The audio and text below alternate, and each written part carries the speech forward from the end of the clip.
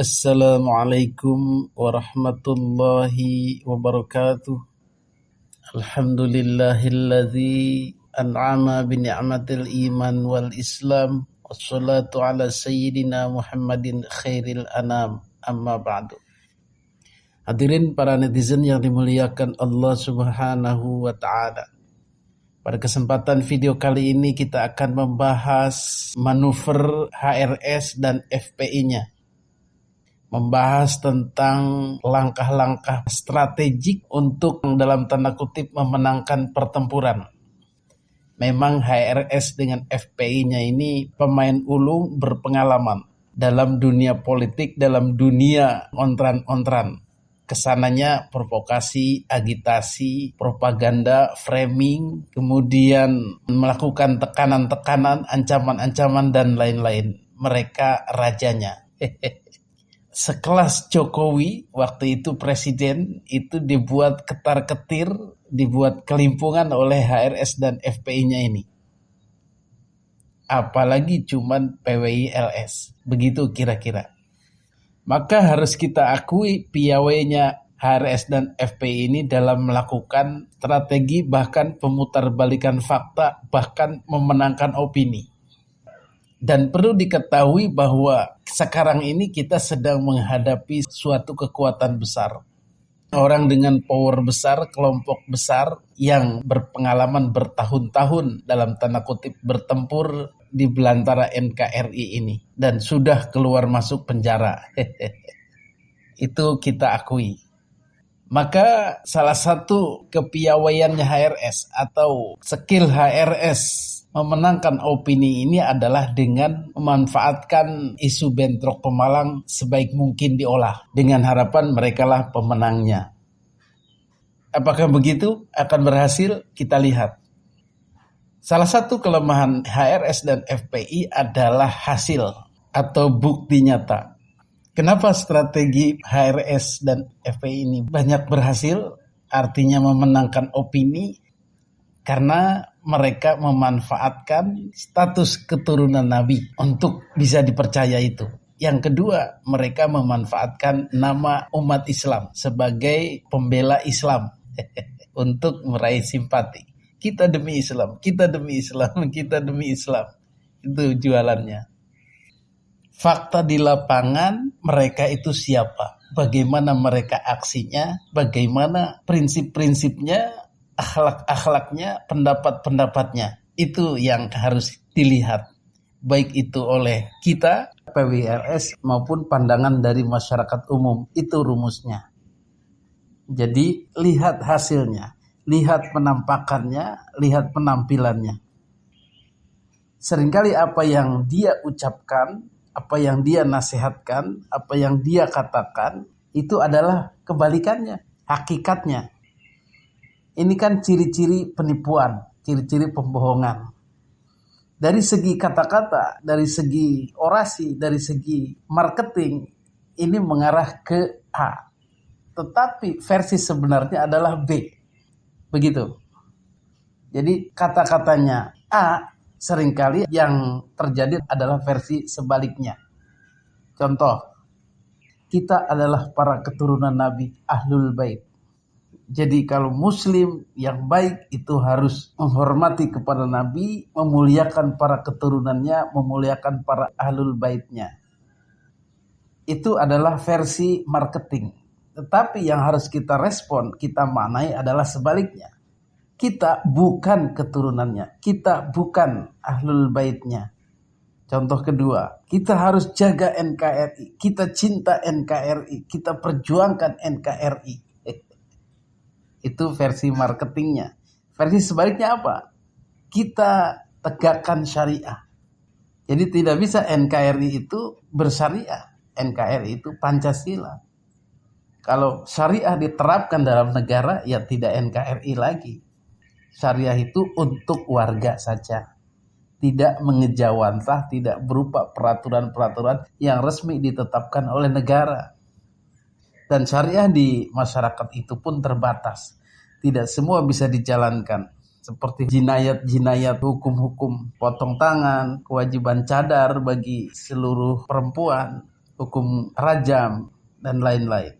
Dan pembentukan pasukan khusus Islam, kemiliteran nggak bisa.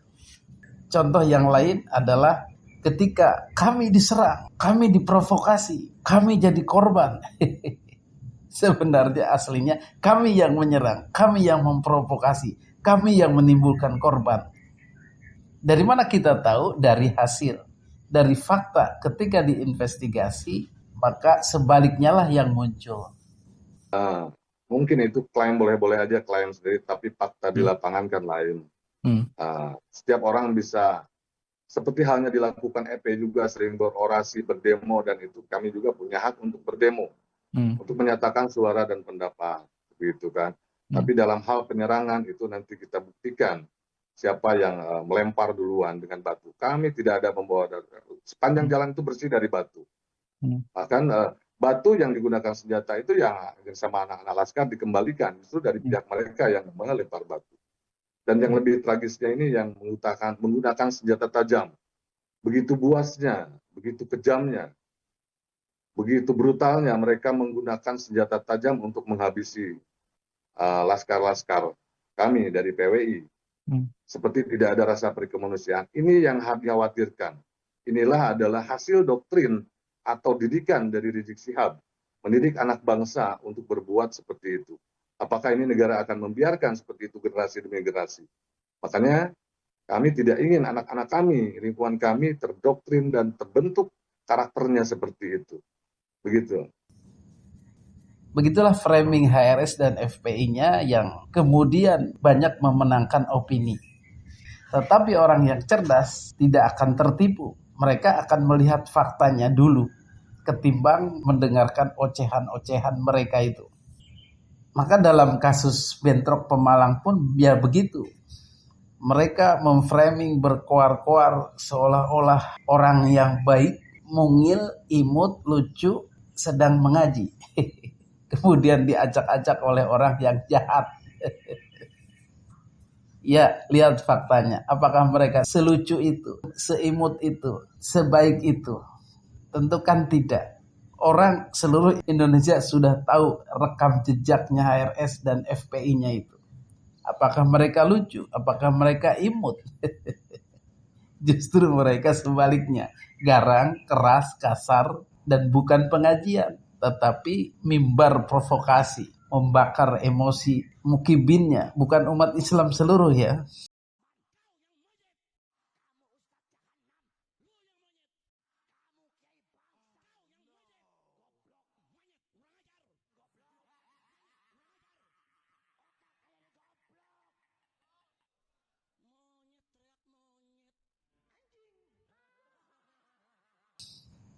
Jadi kita harus membaca sebaliknya.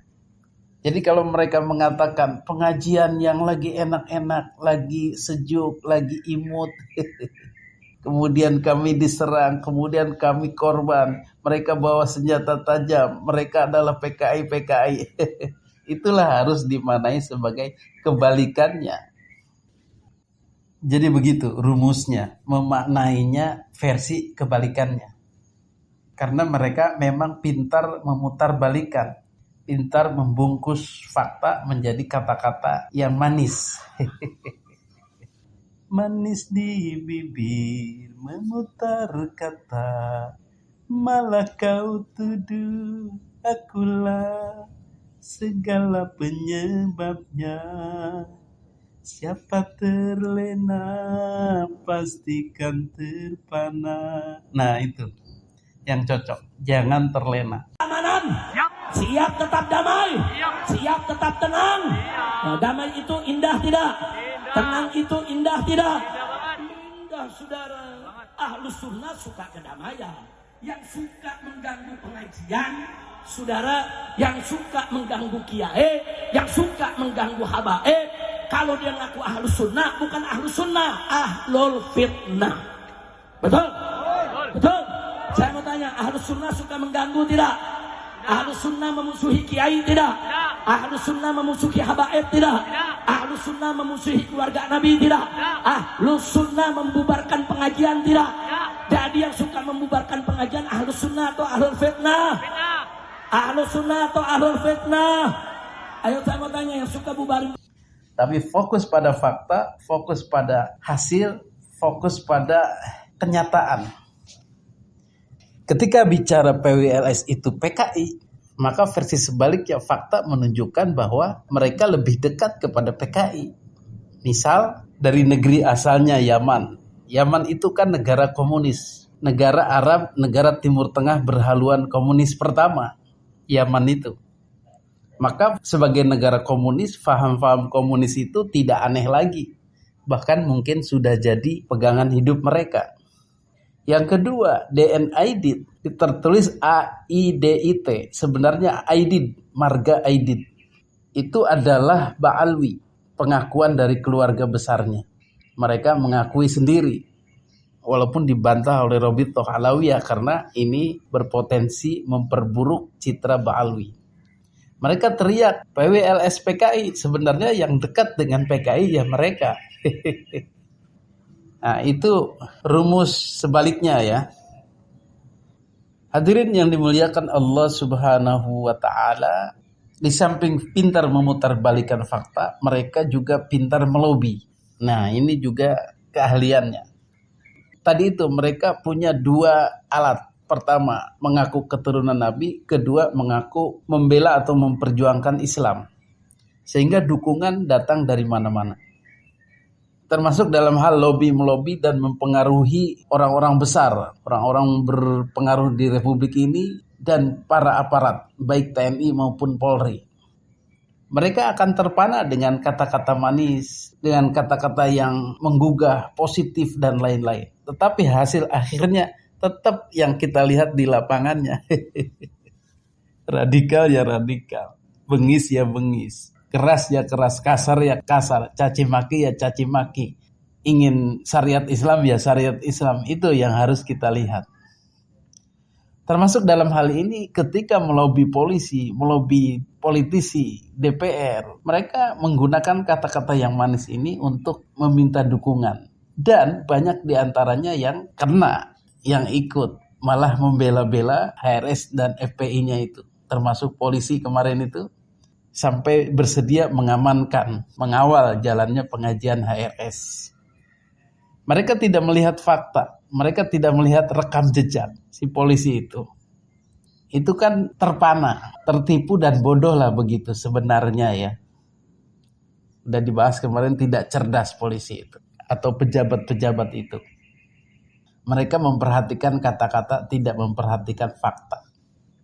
Termasuk diantaranya bupati-bupati, camat-camat, anggota-anggota dewan, dan lain-lain itu semua terpana oleh kata-kata. Sehingga muncul dukungan. Maka ketika HRS akan menggelar pengajian, mereka memang berkoordinasi dengan polisi. Bicara baik-baik, bicara sopan, bicara manis, berkoordinasi dengan bupati, berkoordinasi dengan semua perangkat-perangkat yang ada untuk mensukseskan acara itu. Itulah dalam tanda kutip kebodohan mereka-mereka yang mau dibodohi, dirayu, dibuat kata-kata versi manisnya. Ketika datang kepada ulama pun begitu, kita bela Islam. Kita harus kembangkan Islam ini. Kita harus perjuangkan Islam ini. Jangan sampai ada orang-orang yang menghambat.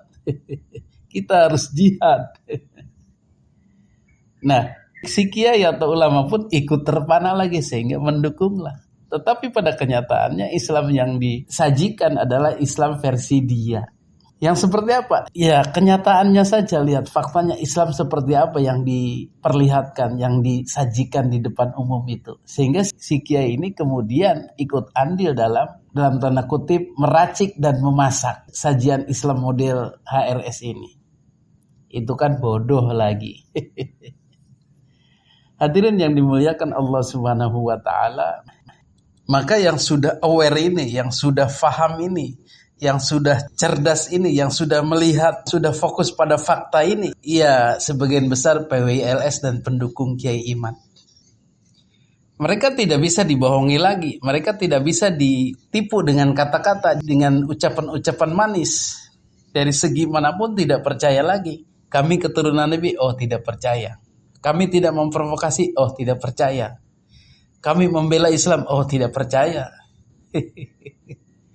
Mau apa? Sehingga akhirnya mereka mental dan ketahuan kartunya dan mereka pusing sendiri. Ujung-ujungnya adalah ngajak gelut, ngajak perang, menyatakan ini sebagai musuh Islam. PKI, merusak negara, tidak cinta NKRI, dan lain-lain tuduhan yang harus kita baca versi sebaliknya. FPI mendesak Presiden Prabowo Subianto agar PWI-LS dibubarkan. Bagaimana respons Mas Ken? Ini hal yang lucu begitu kan. FPI adalah organisasi yang sudah dibubarkan. Sedangkan kami organisasi yang legal, sah secara hukum, jelas ada ART-nya, jelas visi dan misinya, jelas perjuangannya. Kami ingin membela dan melindungi warga Indonesia, sejarah bangsa Indonesia, marwah negara Indonesia, dan ulama-ulama Nusantara. Ketika ada kejadian ini adalah framing ingin dibubarkan, itu adalah bentuk kepanikan dan kekhawatiran dari pihak sana, karena kami tetap akan berjuang untuk mempertahankan marwah dan harga diri bangsa ini dari sikap-sikap radikal ataupun pembelokan-pembelokan seperti itu. Dan satu-satunya organisasi yang berani terhadap HRS dan FPI adalah PWI-LS ini. Di saat semua orang terdiam, semua orang terpana, semua orang ketakutan, semua orang berpikir dua kali untuk melawan dalam tanda kutip HRS dan FPI-nya, PWI-LS tidak. Itulah ciri pejuang yang berfokus pada kebenaran, yang bisa melihat hakikatnya dan tidak tertipu oleh kata-kata. Salah tetap salah, benar tetap benar. Wa qul ja'al haqq wa zahaqal batil innal batila kana zahuqa. Jadi kalau kebenaran itu telah datang, kemungkaran itu pasti sirna. Karena sifat kebusukan, keburukan, hal-hal yang tidak baik itu ya harusnya tidak ada sirna-nya. Betul? Demikianlah cara kita melihat HRS dan FPI-nya itu. Mudah-mudahan masyarakat muslimin pribumi Indonesia bisa beralih cara pandangnya seperti kita ini. Supaya mereka tidak tertipu lagi, terprovokasi lagi, terframing lagi. Mudah-mudahan. Amin, amin ya Allah ya Rabbal Alamin. Hadanallahu wa iyyakum ajma'in. Wassalamualaikum warahmatullahi wabarakatuh.